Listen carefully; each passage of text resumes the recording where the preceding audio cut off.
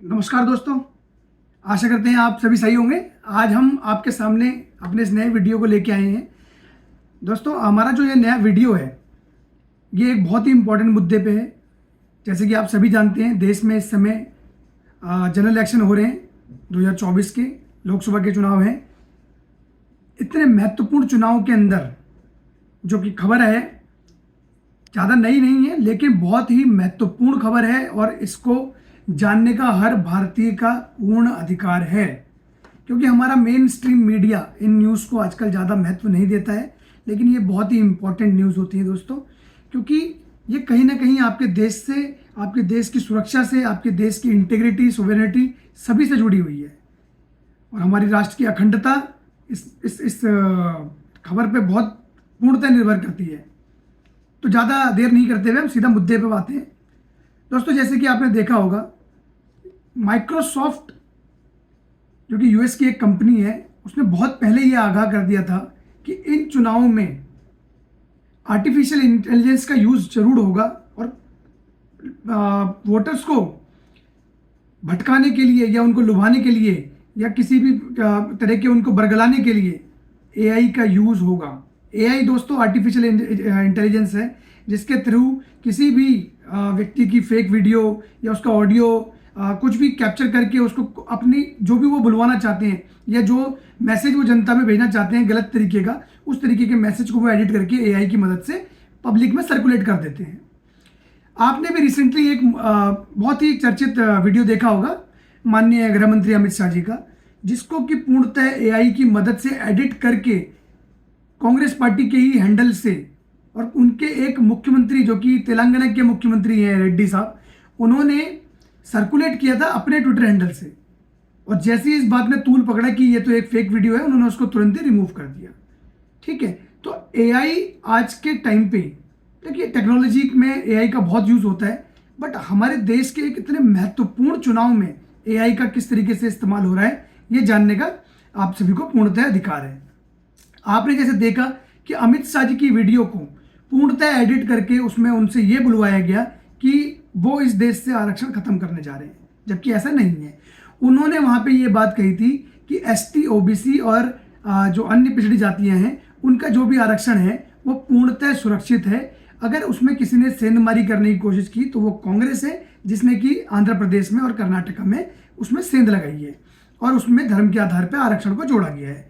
तो ये एक इतना इन डिटेल मुद्दा नहीं है, सिर्फ हम आपको आर्टिफिशियल एजेंसीज के आर्टिफिशियल इंटेलिजेंस के बारे में आपको बता रहे थे। अब दोस्तों, माइक्रोसॉफ्ट ने जैसे कि वॉर्न किया, इसमें कौन कौन इन्वॉल्व है? तो दोस्तों, नॉर्थ कोरिया और चाइना जैसी कंट्रीज का इसमें नाम आ रहा है कि चाइना जो है वो इंडियन इलेक्शंस को कंट्रोल करना चाहता है। चाइना चाहता है कि उसकी पसंद की सरकार भारत में जीते, जिससे कि वो भारत पे अंतर्राष्ट्रीय स्तर पे अपने मुद्दों को लेकर भारत में दबाव बना सके।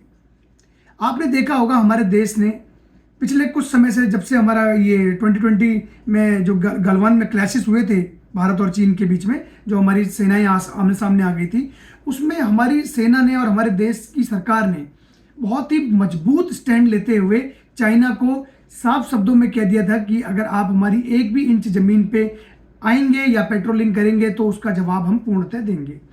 तो दोस्तों, आप देख रहे हैं कि इस समय भारत सरकार पूर्णतः एग्रेसिव है अपनी सोवरेनिटी को लेके, एंड गवर्नमेंट बहुत ही स्ट्रॉन्ग स्टेप्स ले रही है, चाहे वो आर्मी को स्ट्रॉन्ग करने की बात हो, आर्मी डिप्लॉयमेंट हो, और लद्दाख के या आपके जो अक्साई चीन का जो एरिया है जहाँ से चीन सटा हुआ है हमसे, और उन्होंने वहाँ से पेनिट्रेशन किया था हमारे देश के अंदर, हमारे सीमाओं के अंदर जो पेनिट्रेशन किया, उसको स्टैंड ऑफ करने के लिए, रोकने के लिए हमारी आर्मी पूर्णतः प्रतिबद्ध है और हमारी भारत सरकार भी पूर्णतः प्रतिबद्ध है। तो दोस्तों, चाइना जिस तरीके से हमारे देश के चुनाव को कंट्रोल करना चाह रहा है, आप ये सोच सकते हैं कि राहुल गांधी बार बार चाइना की बात करते हैं, बार बार कांग्रेसी जो है वो चाइना की बात करते हैं। कहीं ना कहीं आपने एक और न्यूज़ देखी होगी, जब चाइना के साथ इनका एक मेमोरेंडम साइन हुआ था, जिसको कि भारतीय जनता पार्टी ने भी पूर्णतः उठाया था कि आपका ऐसा कौन सा अधिकार था जिसके तहत आपने उनसे मेमोरेंडम साइन किया था उनके साथ। क्या आपकी अंडरस्टैंडिंग थी चाइना के साथ, और क्यों आज चाइना यहाँ पे इंटरफेयर कर रहा है? और चाइना भी बिल्कुल वही शब्द बोल रहा है जो राहुल गांधी जी बोल रहे हैं, केजरीवाल जी बोल रहे हैं कि भारतीय जनता पार्टी की 200 सीट आएंगी, 150 सीट आएंगी या 220 सीट आएंगी। तो इस तरीके के ये एक अपने पॉलिटिकल सर्वे ये लोग इंडिया के लिए निकाल रहे हैं। तो चाइना का इंटरेस्ट हमारे देश के चुनाव में क्यों है, ये आप भली बातें समझ रहे होंगे। क्योंकि चाइना हमारी जमीन पहले भी कब्जा चुका है और वो चाहता है, क्योंकि वो इस टाइम भी वो चाहता था कि वो कुछ ना कुछ यहाँ पे एंक्रोचमेंट कर ले, लेकिन वो नहीं कर पाया, जिसका कारण था भारत सरकार की मजबूत नीतियां और दृढ़ निश्चय, जो कि हमारे देश को मजबूत बनाने के लिए, उनका सेना को मजबूती के लिए जो उन्होंने एक संकल्प लिया हुआ है भारत सरकार की, इसमें हमको सराहना करनी चाहिए। दूसरी ओर हम आते हैं दोस्तों, हमारे जिसको हम फ्रेंड्स कह सकते हैं कि भारत का सबसे बड़ा दोस्त अगर कोई है तो वो रशिया है, जिसने हर स्थिति में, हर परिस्थिति में भारत का साथ दिया है। रशिया ही दोस्तों वो देश था, जब भारत और पाकिस्तान का युद्ध हुआ था तो अमेरिका ने अपनी जो सेनाएं हैं उसको डिप्लॉय, जो उनकी नौसेना थी उसको डिप्लॉय करने के लिए उन्होंने समुद्र के रास्ते हमारी तरफ भेज दिए थे। लेकिन रशिया ने अपनी पनडुब्बी खड़ी करके अमेरिका के उस नौसेना के बेड़े को वहां पर रोक लिया था। अगर वो नहीं रोकते या रशिया हमारी तरफ से नहीं खड़ा होता तो शायद भारत को इसका बहुत बड़ा भुगतान चुकाना पड़ सकता था। आज बदली हुई परिस्थितियों में अमेरिका को भी मजबूरी में हमारा साथ देना पड़ रहा है दोस्तों। लेकिन रशिया ने भी अभी एक बहुत ही सीरियस एलिगेशन यूएस पे लगाया है, और रशिया कोई बात हवा में ऐसी नहीं कहता। आज तक आपने देखा होगा रशिया ने किसी भी देश के बारे में इस तरीके की चीजें नहीं बोली है। यूएस के साथ उसके कॉन्फ्लिक्ट हो सकते हैं, लेकिन भारत को लेकर जो उन्होंने बोला है वो बहुत ही महत्वपूर्ण स्टेटमेंट है। महत्वपूर्ण स्टेटमेंट वो इसलिए हो जाता है क्योंकि भारत में जनरल इलेक्शन चल रहे हैं और विदेशों की अन्य ताकतें, कई ताकतें हैं, जैसे कनाडा में कई ताकतें बैठी हैं, यूएस में कई ऐसे संगठन हैं जो कि सीधे तौर पे चाहते हैं कि भारत में एक अस्थिर सरकार बने, कमजोर सरकार बने, जिसके तहत वो फिर अपनी मनमानियां करेंगे। यहाँ पे भारत सरकार को हर तरीके से मजबूर करेंगे कि अपनी बात मनवाने के लिए। तो रशिया ने क्या कहा है, US trying to destabilizing India during Lok Sabha election 2024, और ये बयान उनके रशिया के फॉरेन मिनिस्टर ने दिया है दोस्तों, जिनका नाम मारिया जोकारोव है। उन्होंने क्लियरली बोला है कि यूएस इंटरफेयर कर रहा है और वो चाहता है कि भारत में एक अस्थिर सरकार बने, क्योंकि नरेंद्र मोदी की सरकार से सब डरे हुए हैं। नरेंद्र मोदी बहुत ही बोल्ड स्टेप ले रहे हैं हर तरह से। अगर आप देख रहे हैं भारत का मान सम्मान अगर विदेशों में या देश में तो बढ़ा ही है, पर विदेशों में अगर किसी ने बढ़ाया है तो उस व्यक्ति का नाम है नरेंद्र मोदी, और उस सरकार का नाम है भारतीय जनता पार्टी की सरकार। दोस्तों, भारत देश की सरकार इस समय इतनी मजबूत है कि पाकिस्तान जैसा देश जो हमारे लिए कभी सिर्फ हमें धमकियां ही देता रहता था, हम पे अटैक्स कर देता था, तरह तरह की प्लॉटिंग्स हमारे खिलाफ करता था, आज वो देश अपने देश के प्रोटेस्ट नहीं रोक पा रहा। आटे के लिए लाइनें लगी हैं दोस्तों वहां पे, जो पाकिस्तान हमें एटम बॉम्ब की धमकियां दे दे के डराने की कोशिश करता था। वो पाकिस्तान में भी आज आप देख रहे हो कि क्या हालात है।